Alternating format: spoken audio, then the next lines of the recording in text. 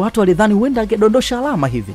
Mimi nadhani kwa mara ya kwanza, mara baada ya Simba kuanza kucheza viporo vyake, hii ndio performance bora ya Simba kwenye hii michezo ambayo ameicheza viporo. Sio mechi ya Mashujaa hawakuwa na performance bora. Game na JKT walikuwa na performance bora kwenye kipindi cha pili, kipindi cha kwanza hawakuwa na performance bora, lakini kwenye mchezo wa siku ya leo walionekana kuanza kutaka mchezo kuanzia dakika ya kwanza ya mchezo na wamecheza vizuri sana. Kwa kwangu mimi binafsi nilikuwa naiona Simba ambayo inazidi kuimarika. Wakati kadri muda ambavyo ratiba inazidi kuwa ngumu, Simba ni kama wanaanza kuchaji. Ukiangalia performance ya Mashujaa, nenda kaangalia performance ya JKT, njoo angalia performance ya leo, unaweza kuona kwamba ubora wa klabu ya Simba ni kama unazidi kupiga hatua kutoka pale walipokuwa mpaka hapa ambapo wapo. Kwa hiyo kwangu mimi binafsi, kwa performance ya mchezo wa leo ilikuwa ni performance bora kwenye maeneo yote matatu. Walikuwa na performance bora kwenye eneo la kuzuia, walizuia vizuri. Eneo la midfield waliweza kucontrol mchezo. Eneo la ushambuliaji walijitahidi kuweza kuzitumia nafasi kadri ambavyo walikuwa wanazitengeneza, japo kuna nafasi ambazo wamekosa. Kina Leonel Ateba Mbida amekosa baadhi ya nafasi, lakini angalau unapokwenda kufunga mabao matano inakuwa angalau inaleta auheni, kwa maana kwamba hata strikers kama amekosa nafasi unaweza ukamwelewa kwenye timu ambapo inakwenda kushinda mabao matano. Lakini timu inapopata bao moja, hata ukipata nafasi mbili za wazi itakuwa ni ngumu sana watu kuweza kuelezea, kwa maana kwamba wewe ni mshambuliaji hatari.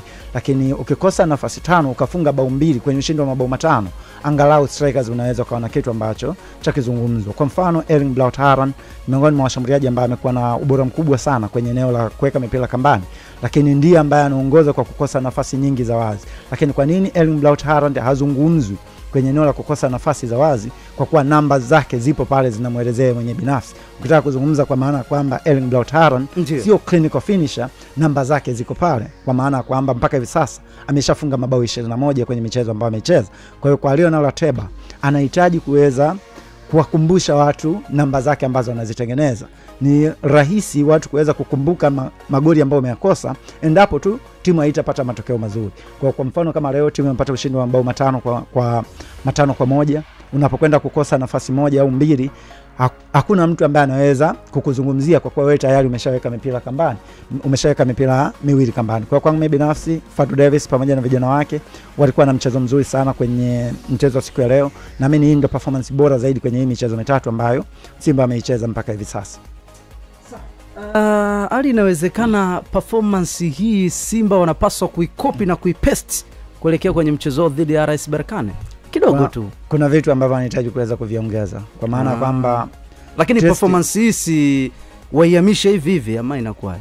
Kwa vitu ambavyo wanatakiwa kuadjust. Unajua unapozungumza RS Berkane miongoni mwa timu ambayo ni bora sana barani Afrika, hususan kwa hiyo pamoja na performance hii kwa bora namna hii, lakini haitoshi kwa RS Berkane. Kwa performance hii haitoshi kwa Simba kwenda kucheza na RS Berkane. Kuna vitu ambavyo wanatakiwa kuweza kuadjust.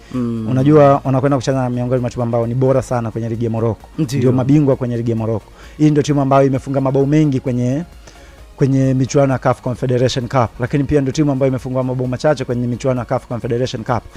Nadhani wamefungwa mabao mawili kama sio matatu kwenye CAF Confederation Cup. Kwa ukiangalia ni timu ambayo imebalance kwenye maeneo yote. Wanafunga sana, lakini pia wana uwezo wa kuzuia vizuri. Kwa wakiongozwa na beki wao Isufa Dayo, ni miongoni mwa mabeki ambao wamekuwa bora sana. Kwa hiyo hii ni performance bora ya klabu ya Simba kutokana na mpinzani ambao alikuwa amecheza naye. Lakini unapokwenda kucheza na RS Berkane hautakiwi kuwa na baadhi ya makosa ambayo leo alikuwa amefanyika. Yes, itakuwa ni ngumu sana mashabiki wa Simba kuweza kukumbuka makosa ambayo timu yao imewafanya, kwa kuwa tu wamepata ushindi wa mabao 5 kwa moja.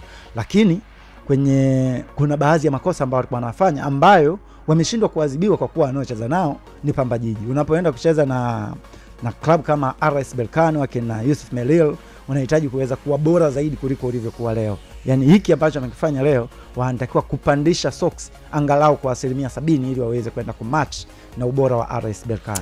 Sawa, bana, dakika ni 22, dakika 8 pekee ndizo ambazo zimesalia kabla ya kufika Mwanza. Mchezo wa tatu mfululizo, mitatu hii ya viporo, hii penalty ngapi imetoka?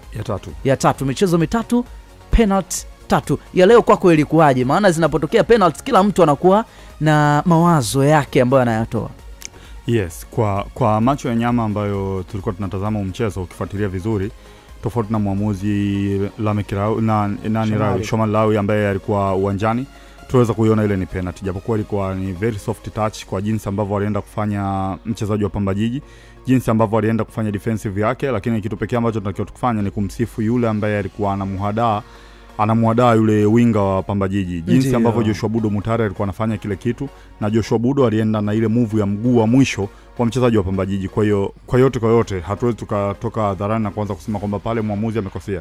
It was a clear penalty, kwa sababu hakuna namna yoyote ambayo ulikuwa unaweza ukaikataa isiwe penalty kwa jinsi ambavyo wengo waliokuwa muamuzi na jinsi ambavyo tukio lilivyotokea. Kwa hiyo kwangu mimi kwenye tukio kama lile lazima ingekuwa penalty, hata kama kuna soft touch, lakini tayari ameshafanya obstruction kwenye mpira ambao Joshua Budo Mutare alikuwa anaenda ku reverse goal. Kwa hiyo kwa lolote lile muamuzi ameweza kutafsiri vizuri sheria zake na amefunika mkwaju wa penalty, na ni kitu ambacho kilikuwa kinatakiwa kitokee kwa jinsi ambavyo aliweza kukifanya yule mchezaji. Kwa hiyo hapa sasa tusione malalamiko yoyote. Ni clear penalty. Kwenye lile uwezi ukaweka malalamiko yoyote, yani kuna makosa ambayo mtu unaweza ukadoubt, lakini kosa ambalo limetokea siku ya leo hauwezi ukaweka malalamiko yoyote. Muamuzi ameweza kutafsiri vizuri sheria zake, japokuwa mgusano ulikuwa ni mdogo zaidi, ili muhitaji muamuzi mwingine labda apate usaidizi wa VAR ndo aweze kutafsiri, lakini kwa yeye muamuzi alichokiona kilikuwa sahihi kwamba ni penalty na Simba wamedeserve kupata ile penalty. Sawa, Simba wamedeserve kupata penalty. Ali, una mawazo tofauti ama? Au una mawazo tofauti? Mimi sina mawazo tofauti, lakini huwa na waza tofauti pia. Sina mawazo tofauti kwenye hii penalty, lakini nawaza kwa mfano ingetokea kwa timu nyingine against Simba, against Yanga, ingeweza kuweka penalty. Yani tufanye ile sasa leo Pamba Jiji ndo angepata kama ile. Refa angefunika na Shamoka Roboa. Kwa hiyo kuna matukio mengi ambayo huu ndio ukweli. Yani unajua bahati mbaya tunataka tuzungumzie mchezo wa mpira kwa kupetia yani tuwapeti mashabiki. Lakini kiukweli kwenye soka letu hapa nyumbani Tanzania kumekuwa hakuna fairness ya kutosha kwa hivi virabu vidogo. Kuna matukio mengi ya 50-50 ambayo huwa yanaenda faida kwa timu kubwa hizi, kwa maana kwamba Simba na Yanga. Na leo sitaki kuanza kusema balance kwa ajili ya Simba na Yanga, kwa kuwa ulikuwa ni mchezo wa Simba. Kulikuwa kuna matukio mengi ya 50-50 ambayo yalikuwa yanaenda kwenye klabu ya Simba. Na hiki ambacho kimetokea kwenye UEFA Champions League pia walikuwa nakilalamikia mwalimu Hans Flick pamoja na Pedri, kwa maana kwamba matukio mengi ya 50-50 ambayo kama uliweka foul ya namna hiyo ikaenda against Barcelona, ikaenda kwa upande wa Barcelona, ikitokea foul ya namna ile unakuta Inter Milan ndiye ambaye anakuwa ananufaika, au mwamuzi au pulizi filimbi. Kwa hiyo kuna matukio mengi ambayo huwa yanatokea kwenye ligi yetu, huwa yanakwenda kuzifavor hizi timu kubwa. Kwa mfano tukio la penalty la Joshua Budo Mutare, ukiangalia mguu wa mlinzi ni kweli ulienda kufanya obstruction, ulikwenda kumzuia Joshua Budo Mutare kuweza kwenda kuufikia mpira. Lakini matukio kama yale yakitokea zidi ya timu ndogo, je, inaweza kutolewa penalty? Angesema soft touch. Inawezekana mwamuzi angesema play on. Nakumbuka kuna moja ya tukio ambalo Shomari Kapombe kwa last defender aliweza kwenda kumshika George Mpore kama unakumbuka, lakini mwamuzi alikwenda kutoa kadi ya njano na haikustahili kuweza kwa kadi ya njano kwa kuwa ni last defender, na kwenye kanuni za kwenye sheria 17 ya Doxo, kwa maana kwamba denying opponent chance to score, kwa maana kumnyima mpinzani nafasi ya kufunga ukuwa mtu wa mwisho, ni kadi nyekundu. Kwa hiyo kumekuwa kuna matukio mengi sana ya hivi virabu vikubwa kunufaika kwenye 50-50, japo hatupati huo uharari kwa kuwa hatuvioni vikitokea. Labda kwa mfano ingetokea ingekuwa. Kwa hiyo ndio changamoto, lakini matukio mengi yamekuwa yakienda haya ya 50 kwa 50 yamekuwa yakienda kwa hizi timu kubwa. Rejea penalty ambayo Young Africans walipata dhidi ya Tabora United kama unakumbuka. Ile penalty ambayo ilikoswa na Stefan Aziz Ki ilikuwa ni challenge ya kawaida, shoulder to shoulder, lakini mwamuzi amekwenda kufunika kwa ni mkwaju wa penalty. Lakini ikitokea vile kwa against Yanga au against Simba, mwamuzi anasema play on, cheze, hakuna hiyo foul. Kwa hiyo binafsi ni sana kutoka kwa Ahmad Majimengi ndiye ambaye alionyeshwa kadi nyekundu kwa upande wa Pamba Jiji. Unaweza kuizungumza kitu gani kuhusiana na kadi hii nyekundu? Unajua kuna muda mchezo ukiwa upo nyuma yenu nyinyi, kuna muda mnajikuta mnafanya matukio ambayo sio mazuri michezoni. Kwa hili Ahmad Majimengi tutabariki tunamuuliza yeye kitu gani ambacho alikuwa anajaribu kukifanya mpaka muamuzi akaamua kumzawadia kadi nyekundu. Na trending ya matukio ambayo Ahmad Majimengi anakuwa akihukumiwa nayo mara nyingi inakuwa ni matukio ambayo hayafai zaidi michezoni, sio matukio ya kinidhamu. Ahmad Majimengi Yani tunaweza tukaja kumcompare ni sawa sawa na alivyo somebody, kuna mchezaji mmoja yupo wapi Mashujaa. Yes. Seif Abdalla Karia na Ahmad Maji Mengi ni vijana ambao wana vipaji vikubwa sana mguuni mwao wakiwa na mpira. Lakini inapofikia swala la nidhamu kwenye mchezo wa mpira wa miguu, Kori imekuwa ni kikwazo kikubwa sana.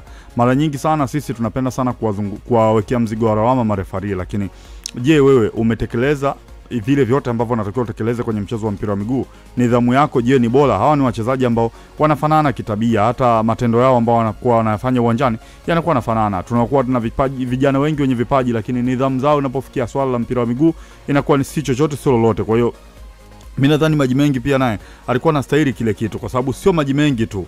Unajua kuna muda tutasema ni busara za Shomari Lawi siku ya leo. Kiungo mmoja wapo pia wa Pamba Jiji ambaye alikuwa team captain James Mwashinga alikuwa anastahili kuzawadiwa kadi nyekundu. Amefanya fouls nyingi sana kwenye mchezo mmoja, kufanya fouls zaidi ya 10 na muamuzi akakubakisha uwanjani, ni kitu ambacho kinahitaji maombi. Kwa hiyo makosa ambao wanakuwa wanayazalisha wao wenyewe wakiwa kwenye pressure kubwa sana ndio kitu ambacho kinaenda kutokea. Mwisho wa siku tunaona wanazawadiwa kadi nyekundu, lakini ni matatizo yao wenyewe ya utovu wa nidhamu ndio yanayopelekea kuzawadiwa kadi za design hii, kwa sababu ukifanya kosa la utovu wa nidhamu hakuna muamuzi ambaye anaweza akakuchekea. Ni vitu ambavyo vinaonekana vipo wazi, na trending ya tabia zako ndio kitu ambacho kinakuhukumu. Leo hii tutakuwa tunamzungumzia Maji Mengi, tutakuwa tunamzungumzia mtu kama Salum Kiimbwa, naye ana trending ya vitu kama hivyo. Kwa hiyo hawa ni wachezaji ambao wana vipaji, lakini inapofikia swala la nidhamu zao ni kitu ambacho kinasikitisha kabisa. Napofikia swala la nidhamu zao ni miongoni mwa kitu ambacho kinasikitisha sana na sana. Anamaliza hivyo Nigra Juma kwa kile ambacho amekiona katika mchezo wa siku ya hii leo. Wakati huo ni wakati wa kwenda kumtafuta moja ya mwakilishi, alafu tumsikilize yeye anasema kitu gani. Mkwanja umefika katika simu yake ama kuna moja ni kwamba unasema kitendo cha kubadilisha uwanja zinahitajika siku almost 7 walivyoweka kwenye kanuni zao. Unapaswa kutoa taarifa siku 7 kabla ya kubadili uwanja sehemu ya kuchezea. Ndio. Najua KMC watashindwa kuliweka hadharani kwa kuhofia, lakini kiuhalisia tunakopeleka mpira wetu sio sehemu sahihi. Mara ya kwanza Azam walibadilishwa uwanja siku 2 tu kabla ya mchezo dhidi ya Simba Sports Club. Babu Zakazi akaongea kama utani, lakini utani wake alikuwa anafikisha ujumbe kwa bodi ya ligi kwamba hichi mnachokifanya sicho, ikitokea siku sisi ndo tumevunja kanuni hizi hamwezi kutusikiliza.